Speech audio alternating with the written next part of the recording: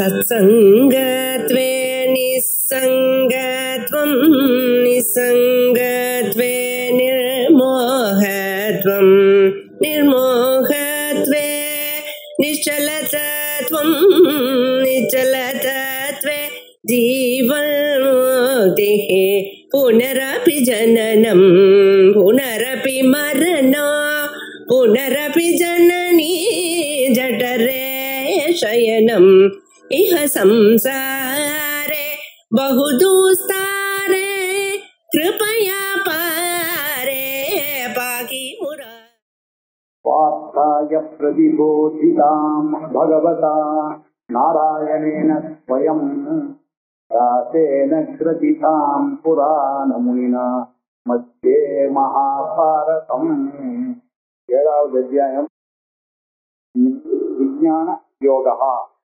ஞானம் என்றால் சிரவண மனனத்தினால வரக்கூடிய ஞானம். விஞ்ஞானம் அது அனுபவத்துக்கு வரக்கூடிய நிதித்தியாசனத்தின் மூலமாக வரக்கூடிய ஞானம். இது ரெண்டுத்தையும் சொல்லக்கூடிய அத்தியாயமா இருக்கிறதுனால இதுக்கு பேர் ஞான விஞ்ஞான யோகம்னு பேரு. இது ஏழாவது அத்தியாயம். பகவத்கீதைய மூணு சக்கமாக பிரிச்சிருக்கோம். 3 சக்கம் இருக்கிறது எதுவும் அதான் பகவத்கீதை. சக்கம்னா 6, பஞ்சகம்னா 5. சக்கம்னா முதல் 6 சாப்டர். அந்த 6 சாப்டருக்கு முதல் சக்கம்னு பேரு. 1லிருந்து 6வது அத்தியாயம் வரைக்கும்.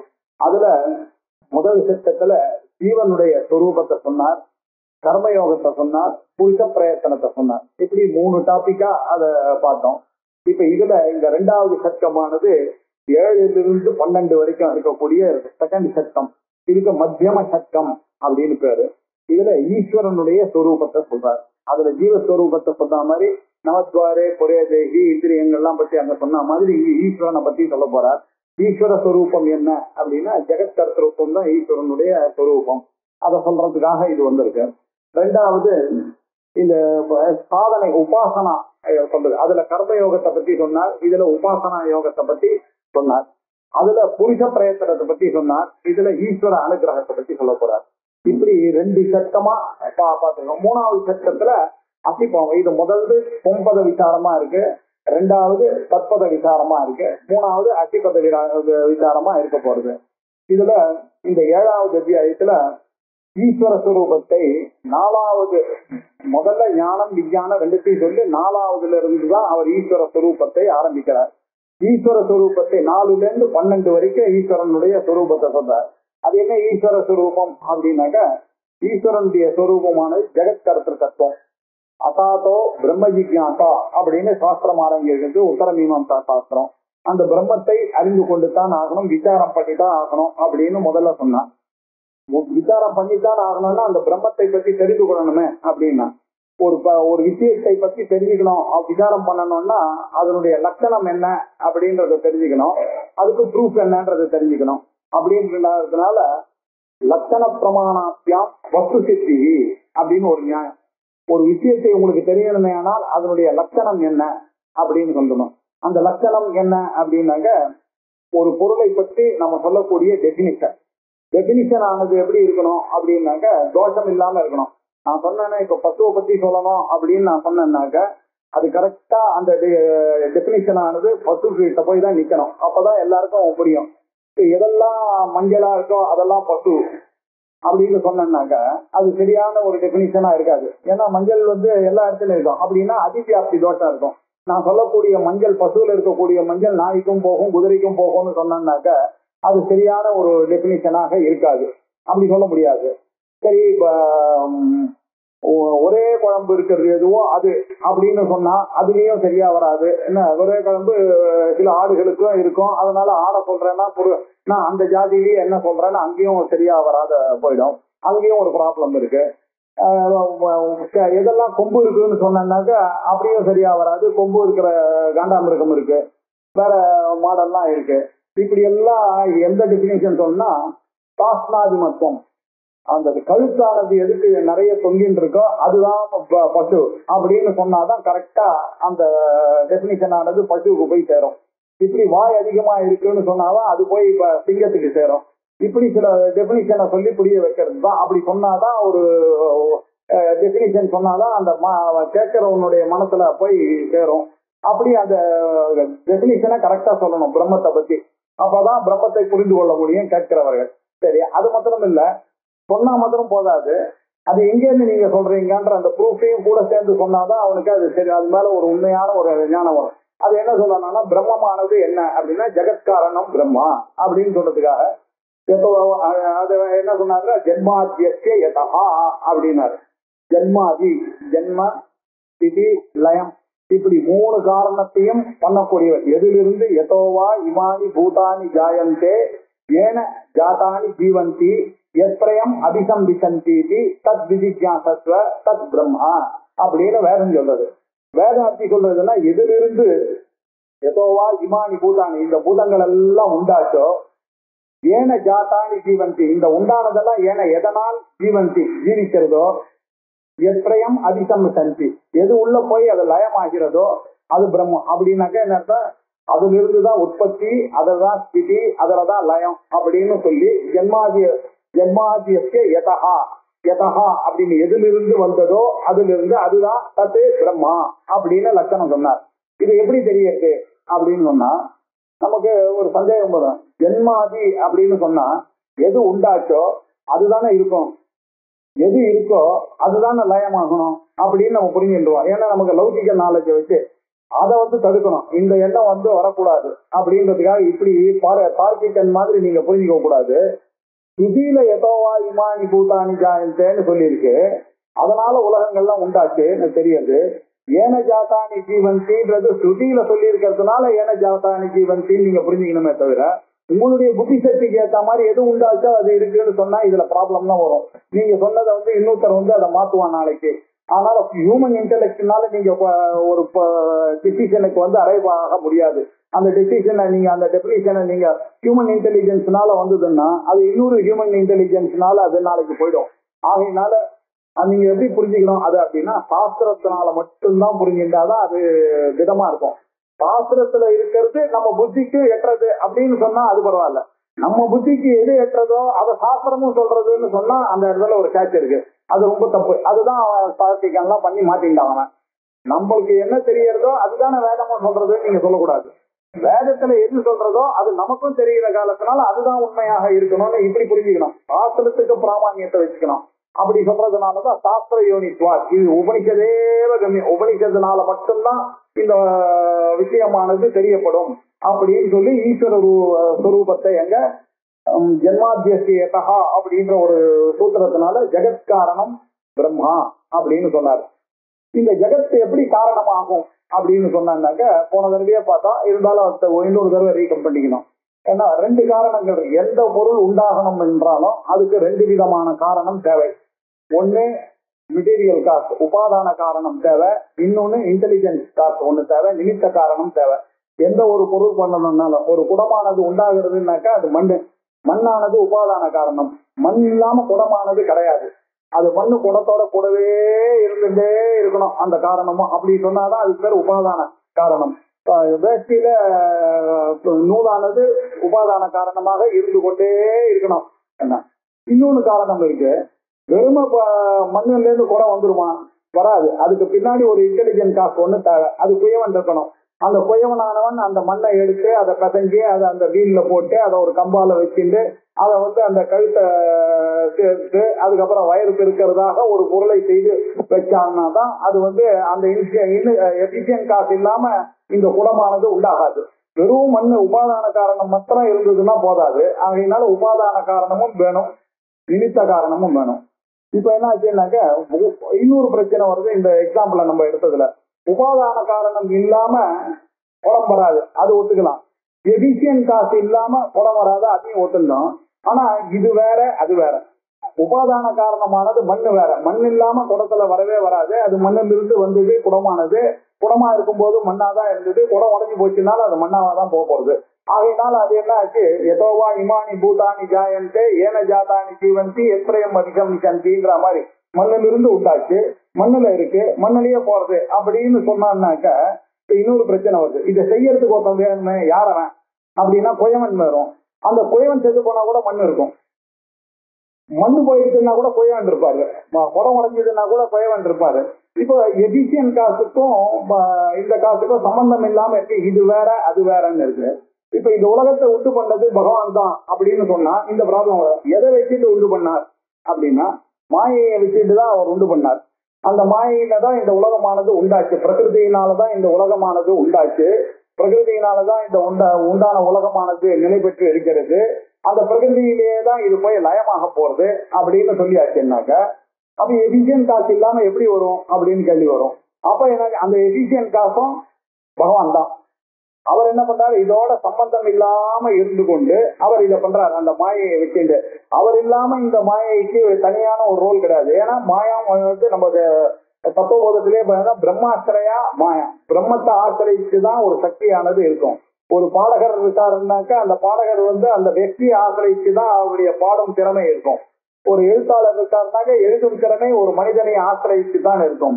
இந்த உலகத்தை பண்ணக்கூடிய திறமை ஒண்ணு இருக்குன்னாக்கா அந்த திறமை எங்க இருக்கும், அந்த மாயா சக்தி எங்க இருக்கும், அந்த ஈஸ்வரன் கிட்ட தான் இருந்து ஆகணும்.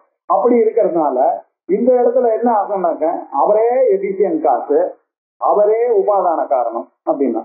சாதாரணமா லோகத்துல இருக்கக்கூடிய உபாதான காரணம் வேற பின்னம், எபிசியன் காசு பின்னம் தனியாச்சே அப்படின்னு சொன்னா இது வந்து ஸ்பெஷல் கேஸ். அபின்ன நிமித்த உபாதான காரணம் பிரம்மா. ஜெகத்துக்கு அபின்ன எந்த டிஃபரெண்ட் இல்லாம ஒருத்தரே தான் மெட்டீரியல் காசு, அவரே தான் எபிசியன் காசு அப்படின்னு சொல்லணும். அப்படி சொன்னோம்னாக்கா நமக்கு ஒரு பிரச்சனை வந்துடும். லோகத்துல ஏதாவது அந்த மாதிரி இருக்கா, இல்லாத ஒரு விஷயத்த சொல்ல முடியுமா அப்படின்னு கேட்டா அனுபவத்துக்கு வரணும்னாக்க எனக்கு வேதத்துல சொல்றது நம்புறோம். ஆனாலும் அனுபவத்துக்கு இருக்க மாதிரி இருக்கு. நான் கொஞ்சம் யோசிச்சு பார்த்தா இருக்கு. எப்படின்னா இந்த பூமியிலிருந்து எப்படி பீஜத்துல இருந்து பிளான்ட் எல்லாம் வருது, அதுல இருந்து தானே வருது. ஆனா அதுக்கு எபிசியன் காசு இல்லாமலே அது வரா மாதிரி இருக்க அப்படின்னு ஒரு சந்தேகம் வருது. ஒரு மண்ணுல இருந்து குடத்தை பார்த்தான்னாக்கா 2 காசு இருக்க அப்படின்னு சந்தேகம் வருது. இந்த மாதிரி உலகத்துல ஏதாவது எக்ஸாம்பிள் இருக்கான்னா ஒரு தேடி கண்டுபிடிச்சிருக்கோம் ஒண்ணு. அது என்ன கிளம்பி, அது என்ன ஊர்ணநாபிகி அப்படின்னு பேரு. அந்த ஊர்ணநாபிகி என்ன பண்றதுன்னா அதனுடைய நாக்குல இருக்கக்கூடிய லாவா ஜலத்தினாலேயே அந்த நூலை உண்டாக்குறது. அந்த நூலை உண்டாக்கி அது உள்ளேயே அது போய் நிக்கிறது. யாராவது ஒருத்தர் அட்டாக் பண்ண வராருனாக்கா அந்த நூலை தானே இழுத்துன்றது. ஸோ இப்படி லோகத்துல இருக்கு. அதுக்கு சேர்ந்தே உண்டாருது, அதுலயே அது இருக்கு, அதையே அது இழுத்துக்கிறது அப்படின்னு ஒரு இருக்கிறதுனால அது ஒண்ணும் நமக்கு புதுசு இல்லை. எங்கேயோ ஒரு இடத்துல இருக்குன்னா நீங்க ஒத்துட்டுதான் ஆகணும்.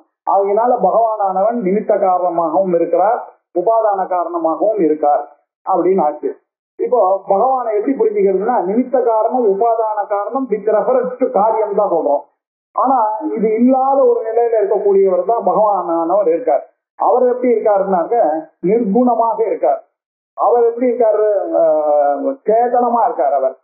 அவர்கிட்ட ஒரு செயலும் இருக்க மாதிரி தெரியல. ஏன்னா ஸ்ருதியெல்லாம் அவரை நிர்குணம்னு சொல்றது, அதெல்லாம் சேதன ஸ்வரூபம்னு சொல்றது, அவரை நிர்விகார ஸ்வரூபம்னு சொல்றது, அவர் காலத்தினால அழியாத ஸ்வரூபமா சொல்றது. அப்படின்னா இந்த உலகமானது எப்படி இருக்கு அப்படின்னு பார்த்தா ஜடமா இருக்கு. யாராவது ஒருத்தர் இல்லாம அது பண்ணல. ஒரு கார் இருக்குன்னா அது ஓட்டுறவன் இல்லாம கார் இல்ல. இல்ல பின்னாடி கம்ப்யூட்டர்ல ஆப்ரேட் பண்ணா கம்ப்யூட்டர் ஆன் பண்றதுக்கு ஒரு இன்டெலிஜென்சி இல்லாம உலகத்துல இல்ல. ஆகையினால இந்த உலகத்துல இருக்கிற பொருள் எல்லாம் ஜடமா தானே இருக்கு. அதனால அந்த ஈஸ்வரன் இல்லாம இந்த ஜடமானது இயங்காது அப்படின்றது நமக்கு தெரியாது. இப்போ அதே மாதிரி இவர் எல்லா செயலும் உலகத்துல காணப்படுறது. உலகத்துல இருக்கக்கூடிய பொருள்கள் எல்லாம் நான் உள்பட எல்லாம் பிறந்ததுல இருந்து மாறிக்கொண்டே இருக்கிறதுனால மாறுதல்ன்ற செயல் இருக்கிறதுனால உலகத்துல இருக்கக்கூடிய எல்லாமே மாறுறது. எல்லாத்துக்கும் ஒரு கான்ட்ராக்ஷன் இருக்கு, ஒரு எக்ஸ்பான்ஷன் இருக்குன்னு சொல்றாங்க. எல்லாமே நிச்சயம்னு சொல்ல முடியல. உலகத்துல இருக்கிறதெல்லாம் வீடு கட்டினாக்க ஒரு 400 வருஷம் தான். 400 வருஷத்துக்கு அப்புறம் அந்த வீடு இருக்குமான்றது கொஸ்டின் தான். எல்லாமே ஆபேட்சிகமான ஒரு நிச்சயத்தை வச்சுட்டு தான் நம்ம நிச்சயம்னு சொல்றோம். பர்மனன்ட் ஜாப்ல இருக்காங்கன்னா என்ன அர்த்தம், மிஞ்சி போச்சுன்னா 40 வருஷம்ன்ற அர்த்தம். அதுதான் பர்மனன்ட் ஜாப். ஆனா நம்ம லூசா யூஸ் பண்றோம். அதனால பர்மனன்ட்ன்றது உலகத்துல எங்கேயுமே இல்லை.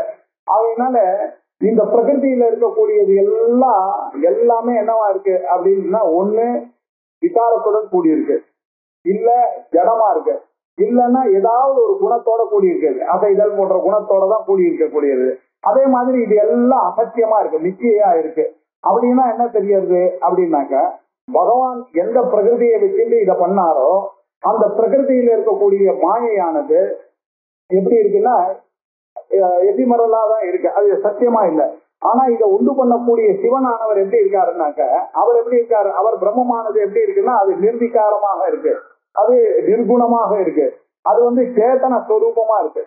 ஆனா அதுல இருந்து இந்த மாயையானது அப்படியே தோன்றிருக்கு. தோன்றி உலகமாக பரிணமிச்சு நமக்கு காணப்படுகிறது. இந்த உலகமா பரிணமிக்க இந்த உலகமானது சாஸ்வதமாக இல்லை. அது என்ன பிரளயம் வந்ததுன்னா இது எல்லாமே போயிடும்.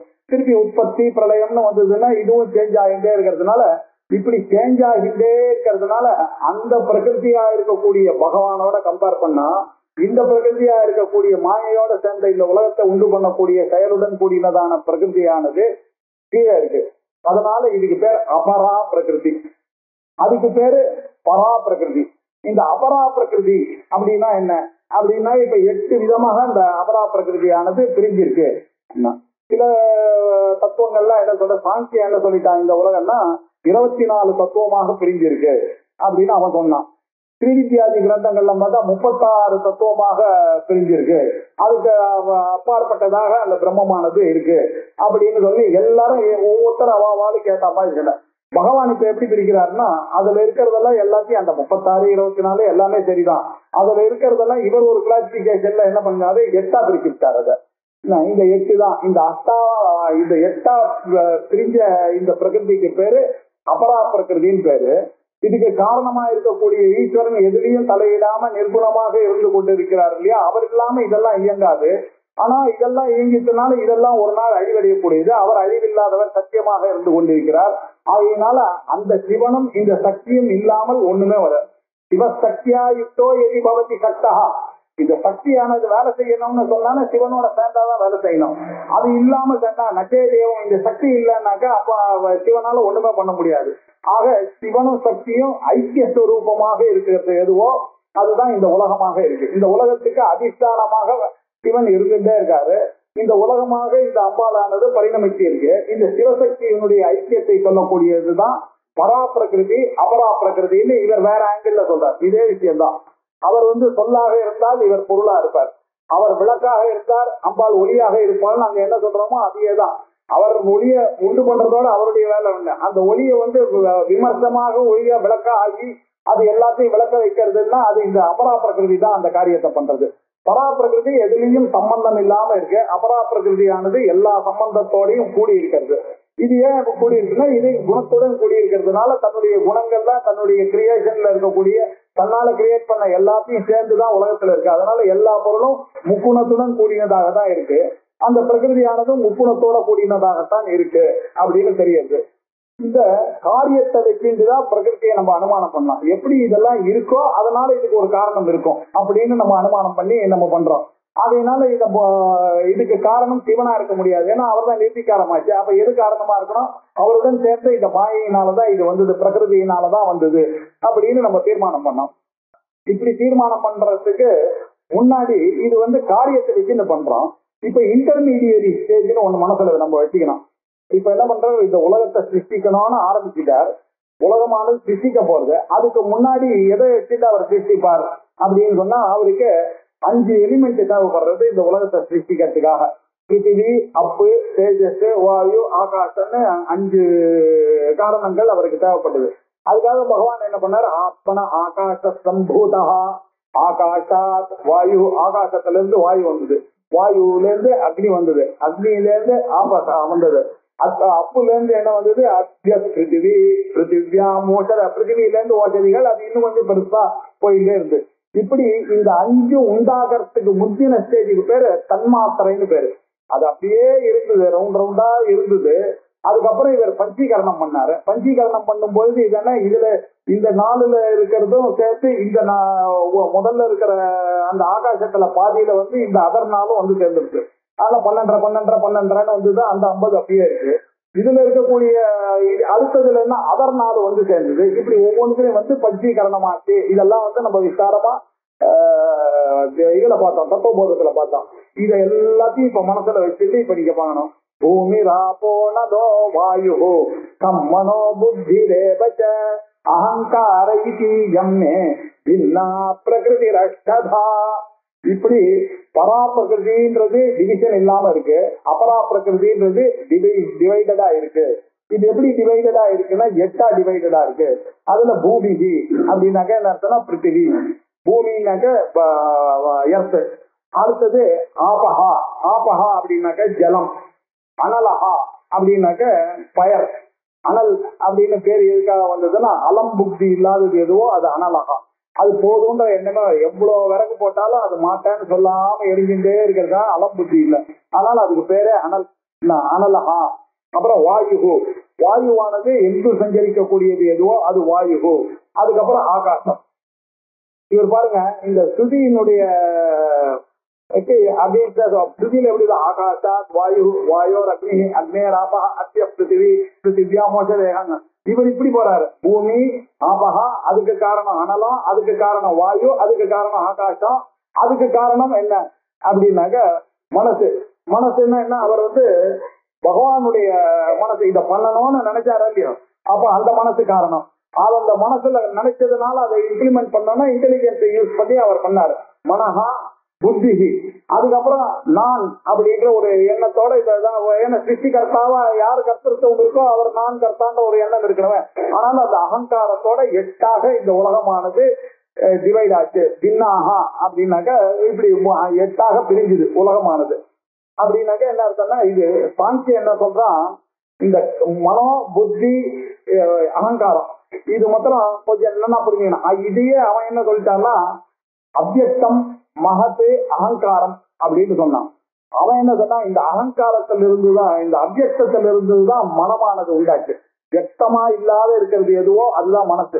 நமக்கும் இப்ப தெரியறது இல்லை இல்லையா, மனசானது தெரியல, வியக்தமா இல்லையா அது. அந்த அவ்யக்தத்திலிருந்து உண்டானதுதான் மகத்து. அந்த மகத்து தான் நம்மளுடைய இன்டெலிஜென்ஸ். அதுவும் கண்ணுக்கு தெரியல. ஏன்னா கண்ணுக்கு தெரியாத மனசனுடைய ஒரு பகுதி தான் புத்தி, அதுவும் கண்ணுக்கு தெரியாம இருக்கு. அதுக்கப்புறம் அகங்காரம், நான் செய்கிறேன் நான் செய்கிறேன்ற ஒரு அகங்காரம் இருக்கு இல்லையா, நான் என்ற புத்தி, அதுவும் கண்ணுக்கு தெரியாத ஒரு விஷயமா இருக்கு. இது இந்த கண்ணுக்கு தெரியாத இந்த மூணும் இந்த தன்மாத்திரையா இருக்கக்கூடிய இந்த 5 பஞ்சபூதங்களையும் ஒன்னா சேர்ந்து அவர் பஞ்சீகரணம் பண்ணதுனாலதான் இந்த உலகம் உண்டாச்சு. அதனால இந்த உலகத்துக்கு கர்த்தா யாரு அப்படின்னு கேட்டா ஜெகத்கர்த்தா நான் தான் அப்படின்னு நம்ம இங்கெல்லாம் புரியும் போது நம்ம பிரம்மான்னு புரிஞ்சுட்டோம். நீங்க பகவான் சொல்லும் போது அதை என்ன சொல்றாரு, அவரே பிரம்மன்னு வச்சுட்டுதான் எல்லா இடத்துலயும் பேசுறாரு. நம்ம பிரம்மன்னு புரிஞ்சுக்கணும். அவர் ஆனா நான் மே அப்படின்னு சொல்லுவார். மேனா நான், மே ஜின்னா பிரகிருதி பூமிகி ஆபஹா அனலஹா வாயு கம் அப்படின்னாக்கா ஆகாசம் அர்த்தம். கம்னா ஆகாசம். ஏன் இதுக்கு நக்கம்னு பேருனாக்கா இதுக்கு நடுவுல ஸ்பேஸே இல்லை, அதனால நக்கம். அதனால கம்னா ஆகாசம், நடுவுல கேப் இல்லையே, அதனால நக்கம் அப்படின்னு. இப்படி கம்னா ஆகாசம்ன்ற அர்த்தம். பூமிகி ஆபஹா அனலஹா வாயு கம் மனசு புத்தி அகங்காரம்.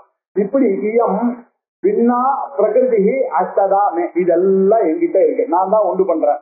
இதுக்கு முன்னாடி நான் யோசிச்சேன், நான் இது எல்லாத்தையும் தயார் பண்ணேன், இது 8த்தையும் சேர்ந்து இந்த உலகமாக உண்டாக்கினேன். இந்த உலகமா உண்டாக்கினேன்னாக்க நம்ம என்ன புரிஞ்சுக்கணும்னா, இந்த உலகம் உன்ன என்னுடைய பாடியாகவும் அவர் தான் உண்டாக்கினார். இந்த உலகத்துல இருக்கக்கூடிய இந்த 8 எங்கிட்டயும் இருக்கு. பூமியானது எங்கிட்ட இருக்கு. எர்த்தன் குவாலிட்டி இல்லாம எவ்வளவு பெரிய சரீரமானது வளராது. இதுல இருக்கிறதெல்லாம், இந்த வெளியில இருக்கிறதெல்லாம் எர்த்தன் விஷயங்கள் தான் இதெல்லாம். அதுக்கப்புறம் பாத்தீங்கன்னாக்கா ஆபஹா, ஜலம் இல்லாம ஒண்ணு நடக்காது. அதனால ஜலம் அவசியமா, அதுதான் ஜீவனமாவே இருக்கு. அதுவும் என்னுடைய உடம்புல இருக்கு. அதுக்கப்புறம் அனலஹா, ஏன்னா எப்படி தெரியுதுன்னா, வெயில்ல போனா வேர்வை எங்கேருந்து வருது, இந்த உடம்புல இருந்தானே வருது, ஆபஹா வருது, அதனால இங்கேயே வருதுன்னு தெரியும். அதுவும் இன்னொன்னு வேற தெரியுது. ஹீட்டில் போனான்னாக்கா இது கொஞ்சம் பத்தி தானே ஏறினா, ஆனா தண்ணி வருதுன்னாக்கா அதுக்கு காரணமாக இருக்கிறது அனலா இருக்கிறதுனால அப்படின்னு தெரியுது. உடம்புல ஹீட் இருக்கா அப்படின்னாக்கா ஜாட்டராகி எப்ப பார்த்தாலும் பசி பசின்னு கேட்டுட்டு அது இருந்துட்டே தான் இருக்கு. அந்த இது இல்லைன்னாக்கா பாடி போயிடுச்சுன்னாக்கா சொன்னா தண்டா ஆகோகையா அப்படின்னா என்ன அர்த்தம், அந்த ஹீட் போயிடுச்சுன்ற அர்த்தம். ஸோ ஹீட் இருக்குன்றது தெரியுது. அதுக்கப்புறம் வாயு இருக்கா அப்படின்னா பிராணன் இல்லாம ஜீவனமே இல்லை, அதனால வாயு இருக்கு. அதுக்கப்புறம் ஆகாசம் இருக்கா இருக்காங்க, நிறைய இருக்கு. கண்ணுக்குள்ள இருக்கு, மூக்குக்குள்ள அது இருக்கிறதுனாலதான் வாழ்க்கை வருது. கிராண்டா தெரியறது பசி. நீங்க சாப்பாடு போட்டா உள்ள போய் இறங்குறதுனாலே அங்க உள்ள ஆகாசம் இருக்குன்றது தெரியுது. அதனால இந்த பாடியிலேயே இருக்கு. மனசானது இருக்கா, இந்த நன்னா தெரியுது, I am happy I am அன்ஹாப்பின்னு சொல்றதுனாலயே மனசு இருக்குன்றது தெரியுது. புத்தி இருக்கிறதுன்றது தெரியுது நம்ம பண்றதுனால. அகங்காரம் நான் தான் செய்கிறேன். எப்படி இந்த உலகத்தை உண்டாக்குறதுக்கு பகவான் 5 8 இருக்கா, அதே மாதிரி இந்த உலகத்திலயும் அந்த 8 இருக்க கிடையாது. அது எல்லாமே நான் என்று புரிஞ்சுக்கோ அப்படின்னு அத்வைதத்தையும் கூட சேர்த்து பகவான் இங்க போதிச்சுட்டாரு இந்த ஒரு இதுல. பூமி ராபோ நலோ வாயு கம்பனோ புத்தி ரேவச அகங்கார எம்மே பின்னா பிரகிருதி அஷ்டதா எட்டாக இந்த பிரகிருதியானது பிரிஞ்ச டிவைட் ஆகிருக்கு அப்படின்னு சொன்னாரு. இப்போ அபரா பிரகிருதியை பத்தி சொன்னார். பரா பிரகிருதியை பத்தி அவர் சொல்லல, நான் தான் சொன்னேன் புரியறதுக்காக. பரா பிரகிருதியை பத்தி அவர் சொல்லலையே, அவர் இப்பதான் சொல்ல போறார். இது எதுலயும் சம்பந்தம் இல்லாம ஒண்ணு இருக்கு, அதுதான் பரா பிரகிருதி, அதுதான் சிவ தத்துவம். இதெல்லாம் அம்பாள் தத்துவமா இது இருக்கக்கூடியது, இதெல்லாம் பிரகிருதி தத்துவங்கள், மாயையினுடைய தத்துவம், சக்தியினுடைய தத்துவங்கள். அதுக்கு பின்னாடி இருக்கக்கூடியதுதான் அதுக்கு அதிஷ்டானமாக சாரமாக இருக்கக்கூடியது எதுவோ அதுதான் பரா பிரகிருதி. அது சொல்ல போறாரு. இப்போ அபரேயம் இதஸ்வன்யாம் பிரகிருதிம் வித்தி மே பராம் ஜீவபூதாம் மகாபாஹோ யயேதம் தாரியதே ஜகத்.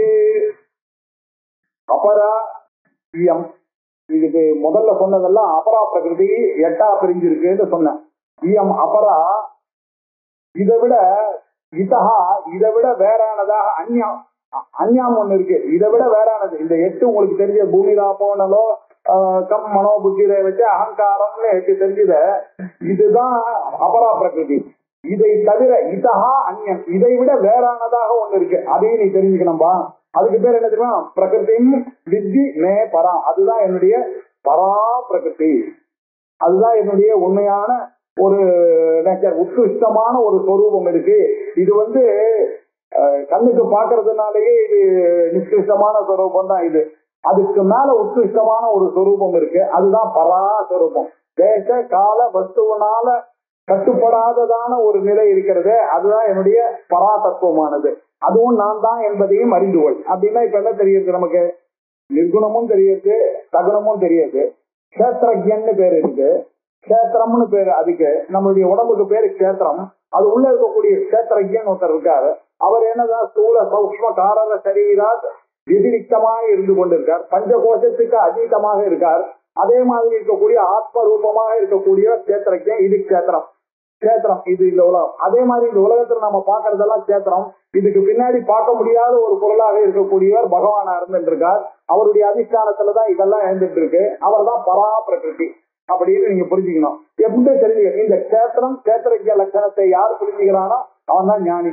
இந்த ஜெகத் காரணம் என்னன்னு புரிஞ்சிருந்தாதான் நம்மளுடைய காரணம் என்னன்றதும் புரிஞ்சுப்பான். அது ரெண்டும் ஒண்ணுன்றதும் அவன் புரிஞ்சவொன்னா அவனுக்கு ஞானம் வரப்போகுது.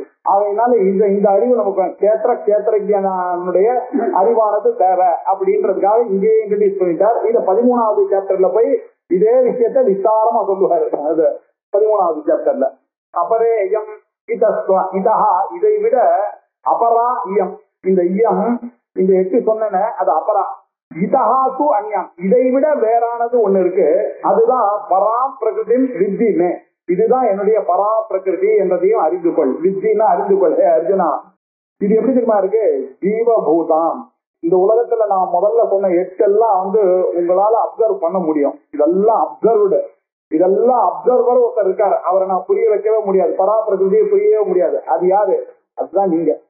இந்த உலகம் நீங்க பாக்குறதுனாலதான் இந்த உலகம் இருக்கு.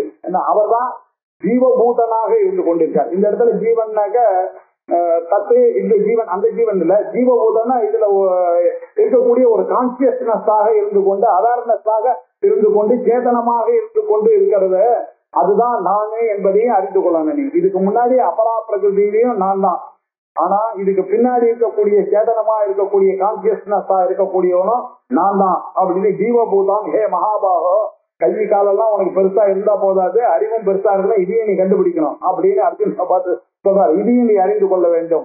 ஏயா, எதனால? இதம் ஜெகத்தே தாரியத்தே, இந்த உலகமானது நாம பார்த்து கொண்டிருக்கக்கூடிய உலகமானது எதனால தரிக்கப்படுகிறதோ அதுதான் நான்.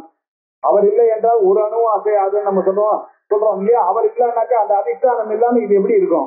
அது இல்ல, எல்லாமே அவர் இல்லாம இது இல்ல. அதனால நான் இல்லாமல் இந்த உலகம் இல்ல. அந்த உலகத்துக்கு ஜீவபூதமாக இருக்கக்கூடியது யாரு? நான் தான். அந்த கான்சியஸ்னஸாக பின்னாடி இருந்து கொண்டிருக்கிறேன் அப்படின்னாரு.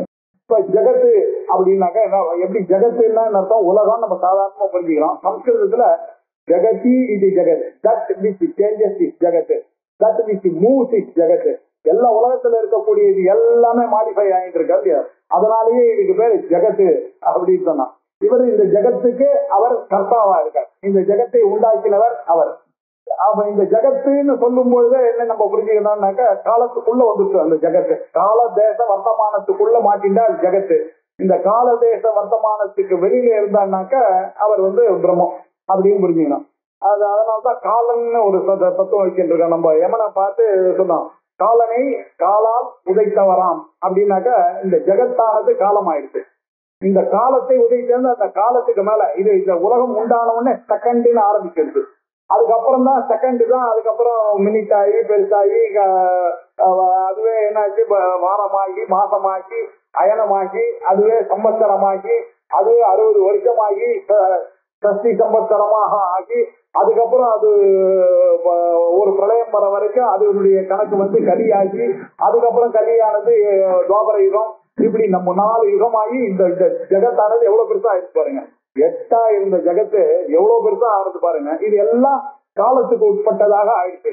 இந்த காலத்துல கான்செப்டுக்கு மேல இருக்கக்கூடியதுதான் காலி கான்செப்ட், அந்த டைம் கான்செப்ட்ன்றது. அதுக்கு மேல இருக்கிறது என்ன? பகவான். அந்த பகவான இந்த தேச காலத்துக்குள்ள நம்ம உள்ளுக்குள்ள எடுத்துன்னு வர முடியாது. அப்படி எடுத்துன்னு வந்துட்டா அவரும் ஜெகத்துக்குள்ள வந்துருவாரு. அப்ப ஜெகத்துக்கு வெளியில இருந்து இதை இயக்கணும்னா அவர் இருக்கணும். அப்படின்னா நம்ம தியானந்தா அவர் அழகா சொல்றாரு. ஒருத்தன் சொன்னானா, நான் இந்த உலகத்தையே நான் சாப்பிட்டுருவேன் அப்படின்னா, மே ஜஹான் கான் அப்படின்னு இந்த உலகத்தையே நான் சாப்பிடுவேன். அதுக்கு அவன் இன்னொரு பயில்வான் சொன்னாராம், அகர் து ஜஹான் கான் மே துஜே கான். அந்த மாதிரி எல்லாரையும் சாப்பிடுறவர் யமன், ஆனா யமனையும் சாப்பிடுறவர் ஒருத்தர் இருக்கார், அவர் தான் எங்க சிவன். ஆனா காலனை காலால் உதைத்தவராம், காமனை கண்ணால் எரித்தவராம். அதுல ஒரு கவி ஒரு சுவாரஸ்யமா ஒண்ணு நீலகண்ட தீட்சிதர் சொல்றாரு. கால் எந்த கால் உதைச்சுது? இடது கால் தான் உதைச்சுது.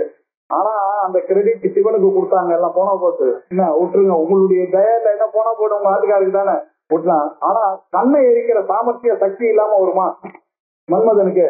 அதுக்கு உண்டான கிரெடிட் உங்களுக்கு தானே கொடுத்தாங்க, அதை எப்படி சிவன் எடுத்துப்பார் அப்படின்னு இதை இந்த கான்செப்ட ஒரு கவிகளும் ஒரு விதமா அதை அனுபவிச்சிருக்காங்க இல்லையா? கண்ணை பார்க்கறதுன்னா சக்தி வேணுமே, சக்தி இல்லையே சிவம் இல்லையே, அதனால சிவனுக்கு எங்கேயும் அந்த பாடு சக்தியினாலதான் வந்தது அப்படின்னு நம்ம சொல்றதெல்லாம் சும்மா ஜோக்கா. இப்படி எதுக்காக சொல்றதுன்னா, இந்த ஜெகத்துக்கு அப்பாற்பட்டதான சொரூபம் சிவனா இருக்கு, ஜெகத் சொரூபமா இருக்கிறது அப்பாளுடன் கூடினதாக இருக்கிறது. இதுதான் புரிஞ்சுக்க வேண்டியது. ஏதத் யோனீனி பூதானி சர்வாணி உபதாரய அஹம் கிருஷ்ணஸ்ய ஜகதஹ பிரபவ பிரளய ததா. ஏதத்து இந்த ரெண்டு இப்ப உங்களுக்கு என்ன இன்ட்ரோடியூஸ் பண்ண, அபரா பிரகிருதி 8ஆ சொன்ன. பரா பிரகிருதி இதுல சம்பந்தம் இல்லாத நிர்விகாரமாக நிர்குணமாக இருக்கக்கூடிய கான்சியஸ்னஸ், அது டைம் கான்செப்டுக்கு அப்பாற்பட்டது. அது இந்த அஷ்டாவதாவா இருக்கக்கூடிய அபரா பிரகிருதியானது டைமுடன் ஸ்பேஸுடன் கூடினது, ஆனால் அதை விட கீழானது. இந்த ரெண்டுமே இது ரெண்டுத்துக்கும் தான் சோர்ஸ். எதுக்கு? சர்வாணி பூதானி யோனினி, சர்வ பூதங்களுக்கும் சோர்ஸ் காரணம் இது ரெண்டு தான். அபரா பிரகிருதியும் பரா பிரகிருதியும் தான் உலகத்துல இருக்கக்கூடிய எல்லாத்துக்கும் சர்வ பூதங்களுக்கும் காரணம் சோர்ஸா இருக்கக்கூடியது. அதுதான் இதி உபதாரே என்று நீ நன்றா அசிமுலேட் பண்ணி தெரிஞ்சுக்கோ. இது ரெண்டுமே கேத்திர இலக்கணம், ரெண்டுமே நீ தெரிஞ்சு கொண்டுதான் ஆகணும். இதி உபதாரைய அப்படின்னாக்கா மைண்ட் தெரிந்து கொள்ளுங்கள், அசிமுலேட் தெரிந்து கொள்ளுங்கள் அப்படின்னாரு. சேதனம் அச்சேதனம் இது ரெண்டுமே பகவான் தான். அந்த ரெண்டுமே அவரே தான் மெட்டீரியல் காசா இருக்கார், அவரே தான் எஃபிஷியன்ட் காசா இருக்கார். அவர்கிட்ட இருந்துதான் இந்த உலகமானது உள்ளது. ஆனா அவருடைய சொரூபம் இந்த உலகத்துக்கு அப்பாற்பட்டதான ஒரு சொரூபம். இங்க எப்படி என்னுடைய சரீரமானது ஸ்தூல சரீரம், சூக்ஷ்ம சரீரம், காரண சரீரம் எனக்கு இருக்கா, நான் இந்த மூணுத்தையும் சம்பந்தப்படாது. ஸ்தூல சூக்ஷ்ம காரண சரீரா வெதிரித்தகா நான் அப்படின்னு புரிஞ்சுக்கிற மாதிரி இந்த உலகத்துக்கு பின்னாடி இருக்கிறவர் அவர் தான் என்பதை புரிந்து கொள்ளணும். அதை புரிஞ்சுக்கணும். இது ரெண்டுத்தையும் புரிஞ்சாதான் ரெண்டை விட வேறானது என்னன்றது புரியும். ஆகையினால நான் தான் அகம் கிருஷ்ணஸ்ய ஜெகதஹா, இந்த உலகத்தை கிருஷ்ணஸ்ய ஜெகதஹான்னு சொன்னதுனால நீங்க பாக்குற இந்த உலகம் மாத்திரம் 17 லோகம் என்ன சரியா, அநேக கோடி பிரம்மாண்ட மண்டலான்னு இருக்கு. அநேக கோடி பிரம்மாண்டங்கள் உலகத்துல இருக்கு. இது எல்லாத்தையும் இங்க மனசுல எடுத்துனோம்னா இது எல்லாத்துக்கும் காரணம் பிரம்மன் தான் அப்படின்னு தெரிஞ்சுக்கணும். அகம் கிருஷ்ணஸ்ய அப்படின்னா முழுக்க ஜெகத்து முழுக்க எல்லாத்துக்கும் காரணம் அந்த பகவான் தான். அவர் தான் பிரபவஹா லயஹா பிரளயஹா ததா, அவர் தான் உற்பத்தி ஸ்தானம். இந்த உலகமானது உண்டாவதற்கு உற்பத்தி ஸ்தானம் அவர்கிட்ட தான் வந்தது. அவர்கிட்ட தான் இந்த உலகமானது லயமும் ஆக போறது அப்படின்னா இதுக்கு எக்ஸாம்பிள் இருக்கா அப்படின்னா டெய்லி நமக்கு எக்ஸாம்பிள் இது புரியறதுக்காக தான் கொடுத்தாரு. காத்தால எழுந்த உடனே நம்மளுடைய நானுன்ற ஒரு நினைப்போட எழுந்துனா ஐ ஆம் சோ அண்ட் சோ அப்படின்னு எழுந்து கரெக்டா நம்ம ஆத்துல நேற்றுக்கு ராத்திரி படுக்கிறதுக்கு முன்னாடி என்னென்ன விஷயங்கள்லாம் இருந்தோ அதெல்லாம் அப்படியே கண்டினியூ ஆகுது. அதனாலதான் நம்ம தைரியமா தூங்கத்துக்கு போறோம்னு வச்சுங்க. அப்படி இல்லைன்னா காத்தால போயிருக்கோம்னா தூங்க மாட்டோம். அந்த நாளைக்கு வி ஆர் சோ கான்பிடென்ட் காத்தால எல்லாம் கிடைக்க போறது எல்லாமேன்றதுனால. ஆனா அதே மாதிரி ராத்திரி எங்க போச்சு அப்படின்னு பார்த்தாங்க, எங்க போச்சு நமக்கு தெரியல. தூக்கம் வர வரைக்கும் ஏதோ யோசிச்சுட்டு இருந்தோம்னு தவிர எல்லாம் போயிடுச்சு. என்ன கண்ணு காது அதனுடைய இந்திரியங்களுடைய ஆக்டிவிட்டி எல்லாம் போயிடுச்சு. பிராணனை தவிர எல்லாம் போய் எங்கேயோ ஒடிக்குது. காத்தால எங்கேருந்து வந்ததுன்னு தெரியாமையே வந்தது. அதே மாதிரி இந்த உலகமும் எங்கேருந்து வந்தது, பகவான் கிட்ட இருந்தா வந்தது. எங்க போய் லயமாறுது, பகவான் கிட்ட தான் லயமாறுது. இது எப்படி இன்னொரு எக்ஸாம்பிள் கொடுத்தாரு. சரி உங்களுக்கு தூக்கத்துல சரியா போனா அது தூக்கம் சார், அது அஜ்ஞானம்னாக்க சரி ஞானமா ஒண்ணு சொல்றேன் கிடையாது. இது கனவு காண்றோம். கனவுல எங்கேருந்து வந்தது, எல்லாம் நம்மளே தான் தயார் பண்ணினோம். அந்த கனவுல எப்படி தயார் பண்ண, நானே ஒரு ஆளை தயார் பண்ண, ஒரு ஃப்ரெண்டை தயார் பண்ண, ஒரு புலியை தயார் பண்ண, அந்த புலி துரத்துட்டு ஓடினா, அதுக்கப்புறம் ஒரு பொண்ணை பார்த்தேன், கல்யாணம் பண்ணிட்டேன், அந்த கல்யாணம் பண்ணிட்டேன், அதுக்கு குழந்தை பிறந்து, அந்த குழந்தைக்கு ஒரு கல்யாணம் பண்ணிட்டு பேரம் பேசி எல்லாம் எடுக்கிற வரைக்கும் பண்ண. அது எல்லாம் உண்மை. யாருக்கு, அந்த ட்ரீமருக்கு இல்லையா? அவன் அந்த கஷ்டங்கள்லாம் அனுபவிச்சான். ஓடினது, அந்த புலியை பார்த்தது, அவனுடைய டென்ஷன். அவன் மாத்திரம் இல்ல, அவனுடைய ஃப்ரெண்டும் அந்த டென்ஷன்ல இருந்தான். நானே கொடுத்த சைத்தன்யமானது என் ஃப்ரெண்டுக்கும் வந்திருக்கு. நாங்க ஓடுறதுக்கு ஒரு ரோட நான் தான் தயார் பண்ணேன். நாங்க ஓடுறத ஒருத்தருக்கு ஒருத்தர் பாக்குறதுக்கு லைட்டும் அங்க இருந்தது. அதுவும் நானே எல்லாத்தையும் தானே தயார் பண்றதுக்கு எனக்கு கெப்பாசிட்டி இருக்குன்னா பகவானால இந்த உலகத்தை தயார் பண்ண முடியாதா அப்படின்றதுனால இப்ப என்ன இந்த எக்ஸாம்பிள்னாலேயே என்ன தெரியுது, அதுவும் கனவுன்றது அவன் என்ன சொல்றான், ஒரு நிமிஷம் 1.5 நிமிஷத்துக்கு மேல வராது. அந்த 1.5 நிமிஷத்துக்குள்ள நான் எவ்வளவு பெரிய கணக்கு வேண்டாம. இதுல இருந்து என்ன தெரியுது, அந்த டைம் கான்செப்ட் வேற. கனவுல ஜாகிரத்துல இருக்கிற டைம் கான்செப்ட் வேற, பகவானுடைய டைம் கான்செப்ட் வேற, பித்ருகளுடைய டைம் கான்செப்ட் வேற, தேவர்களுடைய டைம் கான்செப்ட் வேற இல்ல. அதனாலதான் நம்ம அமாவாசைக்கு அமாவாசை கொடுக்க அந்த டைம் கான்செப்ட் வேற. அவளுக்கு கரெக்டா பசி மாசத்துக்கு அவளுக்கு வந்துடுது. பகவானுக்கு எல்லாம் வருஷத்துக்கு ஒரு தடவை தான் நம்ம கொடுக்குறோம்னா அவளுக்கு ஒரு வருஷம் டைம் இருக்கு. ஒரு வேளை சாப்பாடு போதும் அவளுக்கு அப்படின்றது. ஸோ டைம் இங்கேயும் அங்கேயும் மாறுறது. அது நமக்கே தெரியுது. கனவுல இருக்கிற டைமுக்கும் ஜாகிரத்துல இருக்கக்கூடிய டைமுக்கும். இப்படி பிரபவம் பிரளயம் இது ரெண்டுமே எங்க போய் ஒடுங்கிறதோ அது நான் தான். அகம் கிருஷ்ணஸ்ய ஜெகதா பிரபவா, நான் தான் உற்பத்தி ஸ்தானம். பிரளயா ததா, அதே மாதிரி பிரளயஸ்தானமும் நான் என்பதை நன்றாக அறிவி. உபதாரைய நன்னா அசிமுலேட் பண்ணி புரிந்து கொள்ளுங்கள். உபதாரைய நன்னா புரிந்து கொள்ளுங்கள். உபதாரையன்னு சொன்னதுன்னா நன்னா புரிந்து கொள்ளுங்கள். எல்லா உயிரினங்களும் இந்த 2 பிரகிருதியில தான் உண்டானது. நானே அந்த சம்பூர்ணமான ஜெகத்துக்கும் அந்த முழுக்க இருக்கக்கூடிய ஜெகத்திற்கும் உற்பத்தியாகும் இடம். அதே மாதிரி பிரளயமாகிற இடமும் நானே தான் என்பதை நன்றாக அறிந்து கொள்ளணும் அப்படின்னு வேற சொல்லி நமக்கு அட்வைஸ் பண்ணிருக்காரு பகவான். இதுக்கு பெரிய பாஷ்யம் எழுதியிருக்காரு ஆச்சாரியார் பாஷ்யம் சின்னதான். ராமராய கவிதான் இந்த விஷயத்துக்கு நிறைய விஷயங்கள் எழுதுவேன்னா இந்த எக்ஸாம்பிள்லாம் சொல்லணும்னா இந்த யோக வசிஷ்டத்துல ஒருத்தனுக்கு கனவு வருது. அந்த கனவுல வரும்போது அவன் 4-5 ஜெனரேஷனை பாக்குறான். அவன் போகும்போது ஒரு வேட்டைக்கு போய் மயங்கி விழுந்தவன் அவனுக்கு எல்லாம் அப்புறம் திருப்பி பார்த்தானாக்கா அவன் ராஜான்றது அவனுக்கு தெரியுது. அது வரைக்கும் அவன் பட்ட கஷ்டங்கள்லாம் வருது. இது எல்லாம் அவன் தூங்கும் போது ஒரு நிமிஷத்துல நடந்தது. ஆனா ஒரு 4 ஜெனரேஷனை பாக்குறான். அந்த கதையெல்லாம் சொல்லி இதெல்லாம் எப்படின்னா இந்த டைம் கான்செப்ட் வேற, அந்த டைம் கான்செப்ட் வேற. அதனால இது எல்லாத்துக்கும் காரணம் பகவான் புரிஞ்சுக்கிறது தவிர வேற எப்படி யோசிச்சு பார்த்தாலும் உங்களுக்கு லாஜிக்கே வராது இதுக்கெல்லாம் இல்லையா? எப்படி கனவு வந்தது நீங்க கேட்டுட்டீங்கன்னா பதிலாம் கிடையாது. உங்ககிட்ட இருந்து கனவு வந்தது, அவ்வளவுதான் பதில். அதே மாதிரி இந்த உலகம் எப்படி இயங்குறதுனாக்கா அதுக்கு ஒரே பதில் பகவான் கிட்ட இருந்து வந்தது அப்படின்றத சொல்லி தரார் அப்படின்னு சொல்லி எழுதிருக்கார். மத்த பரதரம் நாண்யதே கிஞ்சிதஸ்திதனஞ்சய மை சர்வமிதம் புரோதம் சூத்ரே மணிகணாஜிவ. மத்தஹா பரதரம் ந அந்யத் கிஞ்சித் அஸ்தி. என்னை காட்டிலும் வேறாக அந்நியத்து கிஞ்சித் எதுவுமே இல்லை. அப்படின்னா என்ன, காரணம் எதுவும் இல்லை. என்னை தவிர வேற எதுவும் காரணமாக இருக்க முடியாது அப்படின்ற அர்த்தம். மத்தஹா என்னை காட்டிலும் பரதரம் வேறானது அந்நியத் கிஞ்சித் வேற எந்த ஒரு காரணமும் அஸ்தி என்ன அஸ்தி. அந்நியத் கிஞ்சித் என்ன அஸ்தி, என்னை விட வேறானது எதுவுமே இல்லை. பகவானை தவிர வேற எதையும் நீங்க சொல்லவே முடியாது. இந்த ஜெகத்துக்கு காரணம் பகவான் தான் இருந்தாகணும். வேற வழியில் இல்லைன்னா இவ்வளவு பெரிய ஜெகத்தை இவ்வளவு பேருடைய கர்மாவை கணக்குல வச்சுட்டு அவர் எப்படி எல்லாருக்கும் கரெக்ட் விட்டா அவர் சர்வஜனா இருக்கணும்ன்றது அதனாலதான் தீர்மானம் பண்றேன்.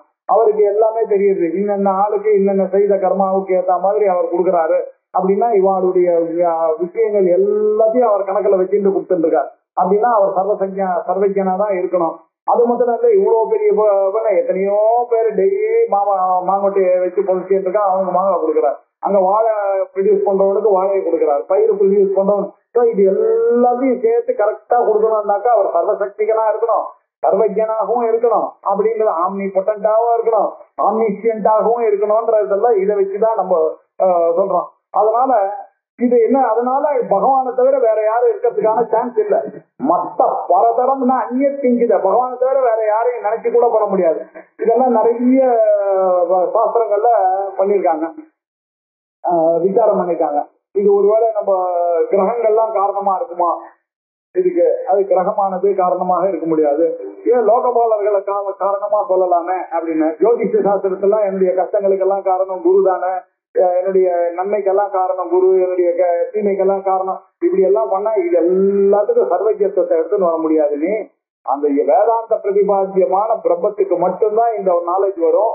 அதனாலதான் அவர் என்ன சொன்னாரு, சர்வஜ்யம் பிரம்மா அப்படின்னு சொல்லி சாஸ்திர யோனித்துவாத்துன்னு. அதுக்காக தான் அவர் ஆச்சாரியார் அங்க சூத்திரம் போட்டார் வியாசாச்சாரியார். அதுக்கு விஷயம் போது அவர் சர்வஜனாகவும் இருக்கார், சர்வசக்திகனாகவும் இருக்கார்.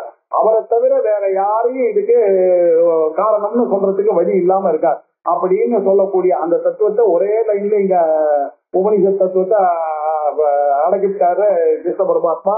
தன்னுடைய கெப்பாசிட்டி, அவருடைய அந்த ஒரு மத்த பரதரம் அந்நிய தஸ்தி கிஞ்சன, என்னை விட வேறானது எதுவுமே இல்ல, காரணம் இருக்க முடியாது. ஹே தனஞ்சயா நன்னா புரிஞ்சுக்க அர்ஜுனா, மை சர்வமிதம் புரோத்தம், இது எல்லாம் என்கிட்ட போக்கப்பட்டிருக்கிறது. புரோத்தம்னாக்க இந்த நூலானது எப்படி இருக்குன்னாக்க ஓதம் புரோதம், இப்படி அப்படி போய் இப்படி அப்படின்னு நெசவாடி போட்டான்னாக்க இப்படிதான் இந்த நூல் முழுதான் வேஷ்டியா இருக்கு. இந்த நூலை எடுத்துட்டு வேஷ்டி இருக்கா?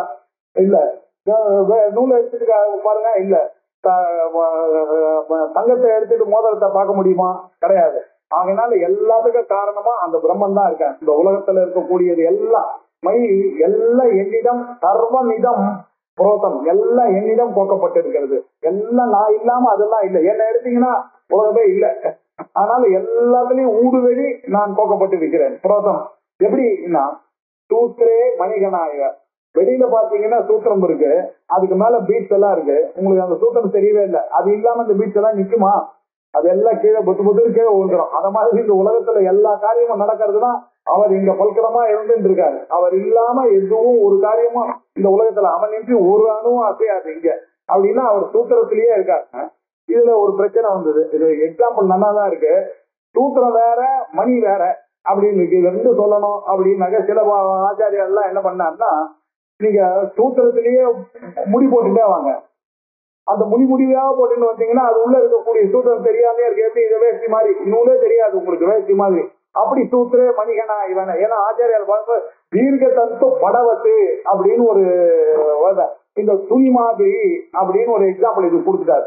அதனால அந்த எக்ஸாம்பிள் புரிஞ்சுக்கிறதுக்கு நல்லா தான் இருக்கு. சூத்திரத்துல பீட்ஸ் எல்லாம் இருக்கு, ஆனா நூல் தெரியல. அந்த பீட்ஸ் எல்லாம் இருக்கு. அந்த பீட்ஸ் எல்லாம் இருக்குதுன்னா சூத்திரம் காய்ச்சி போச்சுன்னா அந்த பீட்ஸ் எல்லாம் கீழே விழுந்துடும். அதே மாதிரி அப்படின்னா வேற வேற எடுக்க வேண்டியிருக்கேன்னா சூத்திரத்திலேயே ஒரு முடியா நீங்க அசியம் பண்ணி பாத்தீங்கன்னா சூத்திரே மணிகனா இவ அப்படின்னு அப்படி சொன்னாலும் இதுக்கு சரியா வரும் அப்படின்னு.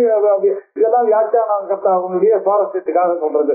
என்ன மத்த பரதரம் நாண்யத்தின் சிதஸ்திதனஞ்சய மயி சர்வம் இதம் இதம் ஜெகத்து சர்வம் மயி புரோத்தம், என்னிடத்தில் தான் இது எல்லாமே போட்டப்பட்டிருக்கிறது. எப்படி சூத்திரே மணிகா, ஒரு சூத்திரத்துல எப்படி இந்த பீட்ஸ் எல்லாம் போக்கப்பட்டு இருக்கிறதோ அப்படி எல்லா உலகம் முழுக்க எல்லா ஆம்பளைங்களும் எவ்வளவு பாப்புலேஷன் எல்லாரும் எங்கிட்ட போக்கப்பட்டிருக்காங்க.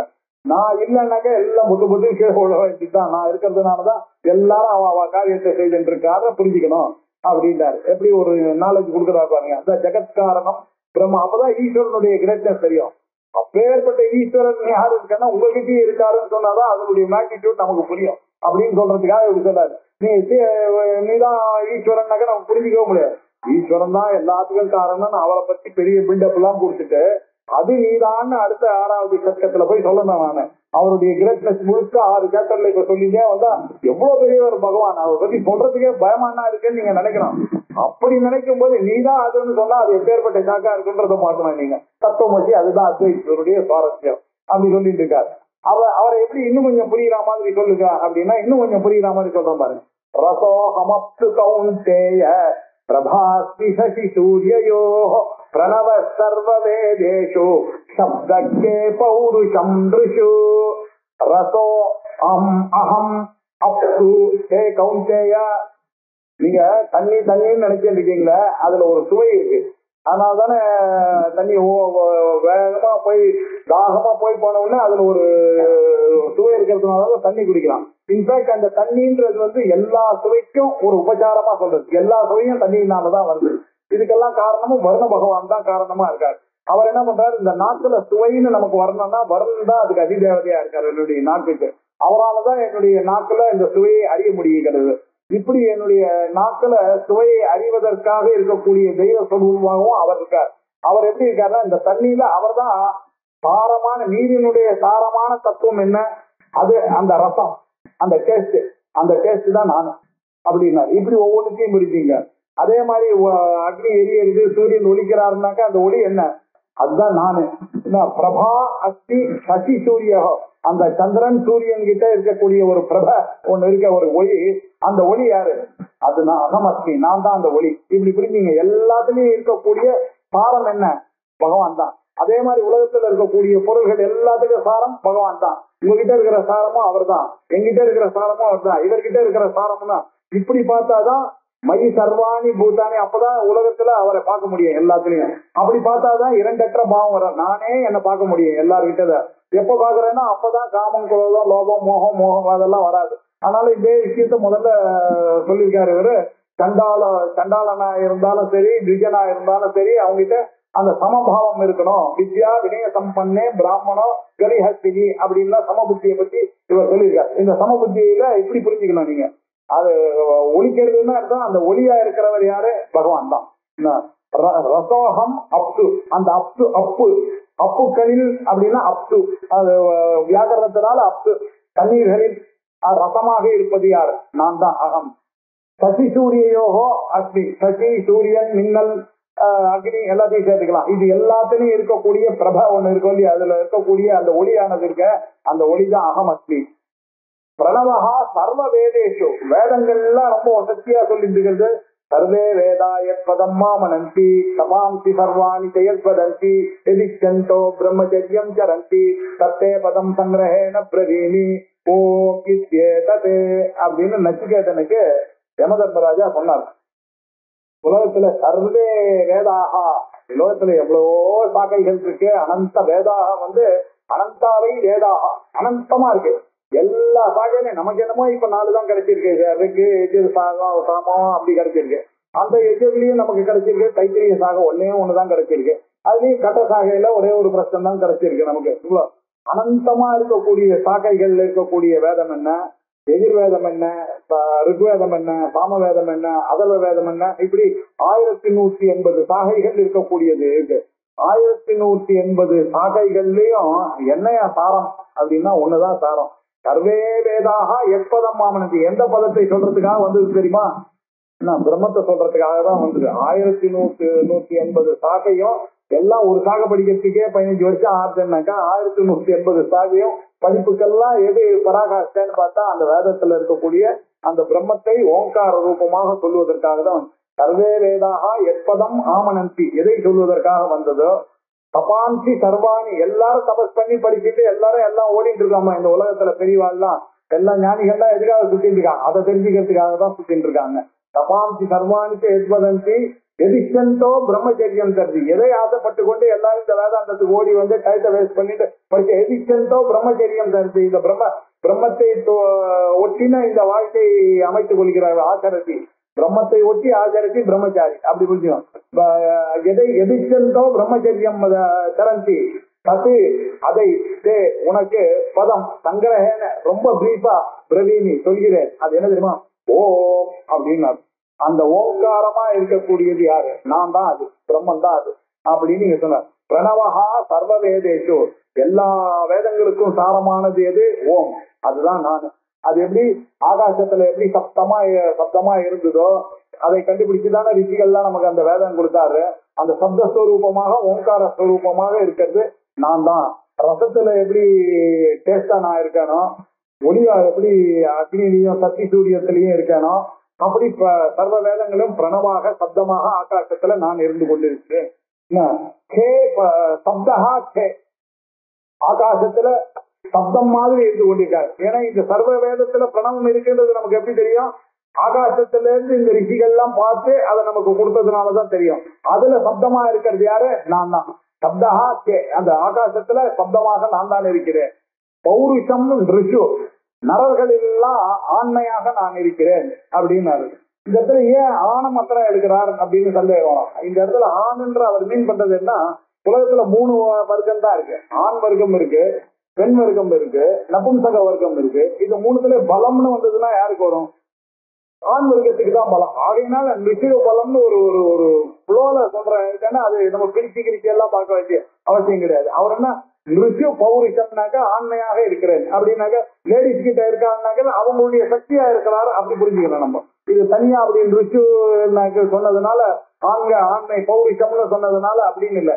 சாதாரணமா லோகத்துல ஸ்ரீ பௌருஷால கூட பலமா இருக்காருன்றதுல. ஏன்னா பின்னாடி போய் பலம் பலவதாமகம், பலத்துடன் இருக்கிறவர்களுக்கு பின்னாடி சாரமான பலமாக நான் தான் அப்படின்னு சொல்ல போறாரு. இப்படி இருக்கார்.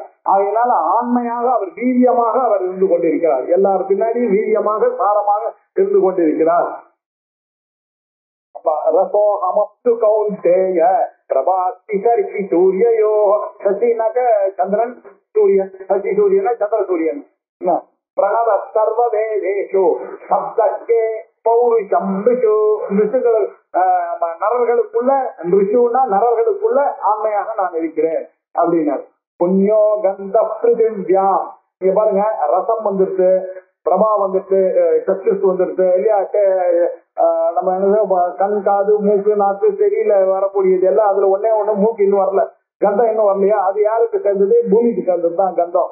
அதனால புண்ணியோ கந்த பிருத்திவியாம் கந்தவதி பிருத்திவி அப்படின்னு அவன் அதனாலதான் சொல்றான் இல்லையா? என்ன எர்த்தினுடைய குவாலிட்டி என்ன? கந்தவதி.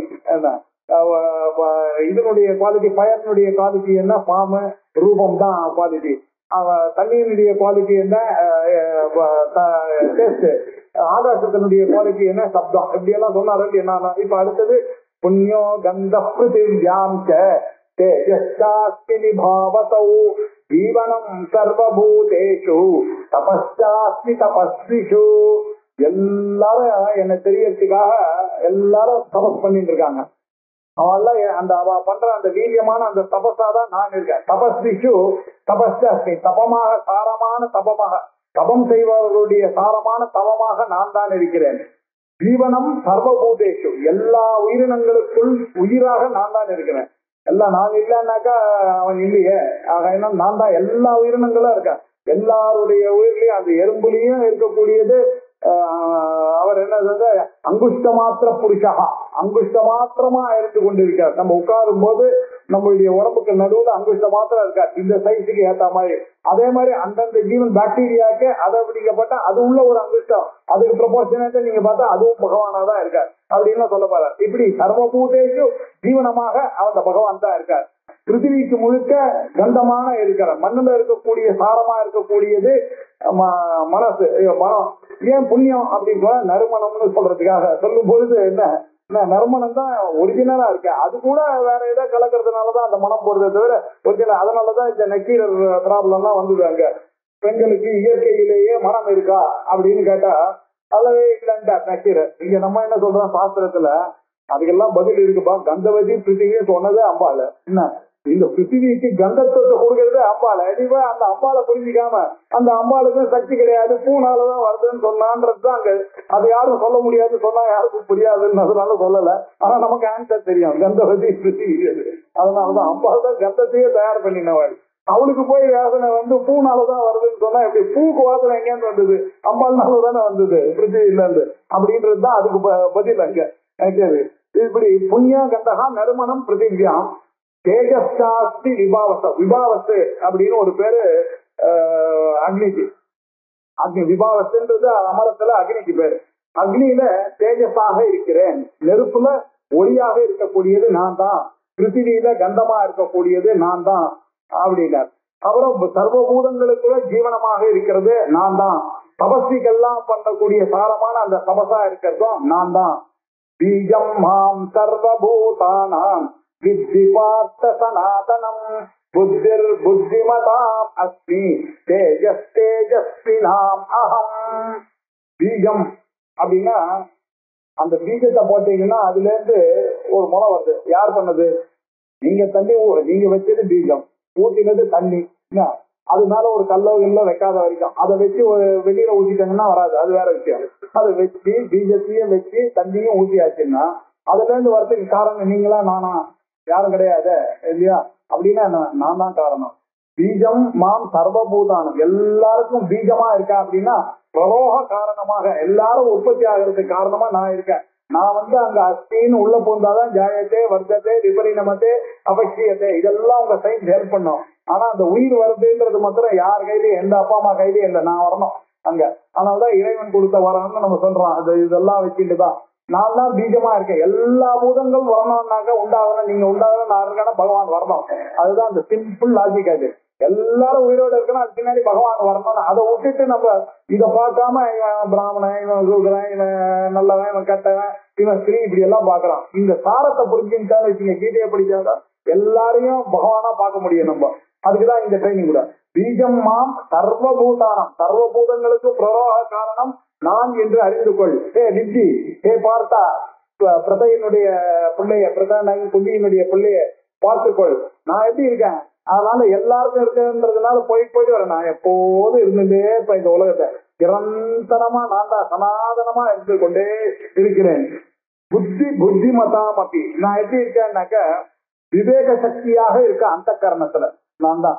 புத்திசாலிகளுக்கு நடுவுல விவேக சக்தி இருந்தாலும் அவன் வேதாந்தத்துக்கு வர போறான். வேதாந்தத்துக்கு வர வந்தாலும் அந்த பகவானை கண்டுபிடிக்க போறான். பாக்கி பேர்லாம் அவனுடைய சக்தியை வேற வேற எதுக்கோ யூஸ் பண்ணிட்டான், எம்பிஏக்கும் கம்ப்யூட்டருக்கு யூஸ் பண்ணிட்டான். யாரோ கொஞ்சம் பேர் தானே இங்க வந்தா. அந்த விவேக புத்தின்னாக்க என்ன அர்த்தம்? நித்தியானித்திய வஸ்து விவேக புத்தி. பகவான் தான் வேண்டாம், தத் எதிரிக்தம் சர்வம் அனித்தியம்ன்றது யாரும் கண்டுபிடிக்கலையே. அது யாரும் கண்டுபிடி? வேதாந்தி மத்தம் தானே கண்டுபிடிக்கிறா. அந்த விவேக புத்தியா அந்த கரணத்துல இருக்கிறது நான் தான். புத்திசாலிகளிடம் விவேக புத்தியாக இருக்கக்கூடியது நான் தான். புத்திஹி புத்திமதா, புத்திமதா அப்படின்னா புத்தியுடன் கூடினவர்கள், புத்திமான் அப்படின்றது. இந்த மதாம்னா புத்தியுடன் கூடினவர்கள் புத்திமான், பக்தியுடன் கூடினவர்கள் பக்திமான், ஆயுஷுடன் கூடினவள் ஆயுஷ்மதி, கணத்துடன் கூடினவள் கணவதி, கணத்துடன் கூடினவன் கணவான். அந்த வற்றத்தையும் மற்றத்தையும் உடையன்ற அர்த்தத்துல வரும் புத்திமதாம். புத்தி உடையவர்களுக்கு நடுவுல இந்த விவேக புத்தியாக இருப்பது அஸ்மி, நான் தான், அகம் அஸ்மி அப்படின்ற அர்த்தம். தேஜஸ்வினாம் தேஜஹா அகம், தேஜஸ்வினாம் எல்லாருக்கும் ஒரு எனர்ஜியோட எல்லா காரியத்தையும் பண்றான்னா அவன் என்ன நினைச்சுக்கிறான்? நான் தான் ஜெயிச்சேன், நான் தான் ஜெயிச்சேன்னு நீங்க கேனோபனிஷத்துல வரப்போறது. எல்லாரும் என்ன பண்ணிட்டாங்க? தேவர்களுக்கும் அசுரர்களுக்கும் யுத்தம் நடக்கும் போது தேவர்கள்லாம் என்ன நினைச்சுட்டாங்க? தங்களாலதான் இந்த அஸ்மாக்கம் ஏவ இந்த ஜெயிப்புக்கு காரணம் நாங்க தான் நினைச்சிட்டு ரொம்ப திமுறா இருந்தாங்க. அப்ப இவாளுக்கு ஒரு பதில் சொல்லணும்ன்றதுக்காக அங்க அம்பாள் வந்தார். வந்தோடனே ஒரு சின்ன ஸ்தம்பம் கீழே மேல வரைக்கும் ஒரு நெருப்பு இருக்குது. நெருப்பை பார்த்த உடனே என்ன நடுவில் நம்ம போயிட்டு இருக்கும் போது இவ்வளவு பெரிய ஆளு, நம்ம எல்லாம் மினிஸ்டர் லெவல்ல போயிட்டு இருக்கேன், இந்திரன் வாயு அக்னி எல்லாம் போயிட்டு இருக்கும் போது நடுவுல மறைக்கிற மாதிரி ஒரு ஒளி பழம்பா ஒரு தூண் மாதிரி நிக்கிறது. என்னதுன்னு போய் கண்டுபிடிச்சிட்டு வா அப்படின்னு இந்திரன் ஆர்டர் பண்ணான் அக்னி கிட்ட. போய் அக்னி போய் கேட்டான், பாரு நகரு, நாங்க வந்துட்டு தெரியலையா அப்படின்னா. அப்ப நீ யாருன்னு சொல்லு அப்படின்னா. நீ யாருன்னு முதல்ல சொல்லு அப்படின்னு.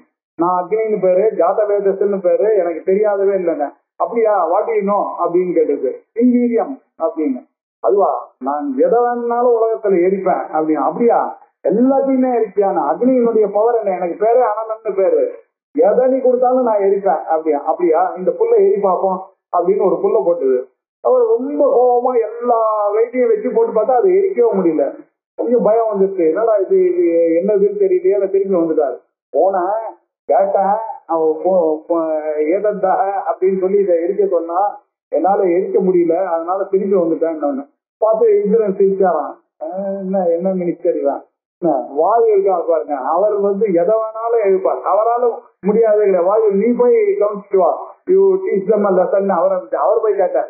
நீ யாருன்னு கேட்டது நான் தான் வாயு, எனக்கு பேர் மாதரிஷ்வான்னு கேட்டேன். உனக்கு என்ன வீரியம்னா, உலகத்துல என்னால தள்ள முடியாததுன்றதே ஒண்ணும் கிடையாது, எதை வேணாலும் நான் அடிச்சுன்னு போவேன், எதை வேணாலும் வச்சுன்னு போவேன், இந்த புல்ல அடி பார்க்கலான்னு முன்ன ஃபுல் வெயிட்டோட பண்ணார், வரல. உடனே அதுவும் திரும்பி வந்துச்சு. வந்த உடனே இந்திரனுக்கு புரிஞ்சிச்சு இது ஏதோ நடக்கிறது, இது தெய்வ சக்தி தான் இதுன்னு. உடனே அவனுக்கு கொஞ்சம் திமிர் போயிடுச்சு. போன உடனே அகங்காரம் போன உடனே கொஞ்சம் வினயம் வந்துடுச்சு. வினயம் வந்த உடனே கிட்டக்க போய் யாருன்றத மரியாதையா கேட்டுடுவோம், நீங்க யாருன்னு அப்படின்னு. உடனே அந்த இடத்துல அம்பாளா அந்த தோணித்தான் நிறைய ஆபரணங்களோட போயிட்டு உமாதேவியா அங்க அப்படியே ஆச்சாரிய பாக்கியமும் உமாதேவி அப்படின்னு ஸ்ரீ ரூபம் ஜெகாம ஒரு ஸ்ரீ ரூபமாக அங்க ஆகி இந்த மாதிரி பண்ண உடனே இவளுக்கு புரிஞ்சுதான், ஓஹோ எங்களுடைய வெற்றின்னு சொன்னதுதான் நாங்க பண்ண தப்பு. உலகத்துல வெற்றி வரணும்னாக்க தேஜஸ்வினா மகம்னு அவர் தானே தேஜஸா இருக்காரு. அவர் இல்லாம பராஜயம் எப்படி வரும், ஒருத்தருக்கு வெற்றியானது எப்படி வரும், வீரியமானது எப்படி வரும், அவர் தான் வரும் அப்படின்றத சொல்றதுக்காக இந்த அம்பாள் வந்தா அப்படின்றது கதை. அப்படி தேஜஸ்வினா அகம், நான் தான் தேஜஸுக்கள் எல்லாம் தேஜஸாக இருக்கிறேன் அப்படின்னு சொன்னார். பலம் பலவதான் தாகம் 10 போதுமா இருக்கு. இதே ரெண்டு ஸ்லோகத்திலையும் தொடரப்படுது. பலங்களுக்குள்ள பலமா இருக்கேன், விவேக சக்தியா நான் இருக்கேன், தேஜஸுக்கு தேஜஸா இருக்கேன் அப்படின்னா எல்லாத்துக்கும் சாரமா இருக்கிறது பகவான் தான். ஆட்வண்டி அந்த பாமா நீங்க பார்க்காதீங்க, அந்த சக்தியாகவும் என்னை பார்த்துட்டே வாங்க அப்படின்னு சொல்லக்கூடிய அருமையான போர்ஷன் இது. இதை இன்னும் கொஞ்சம் அடுத்த திங்கட்கிழமை போகலாம்.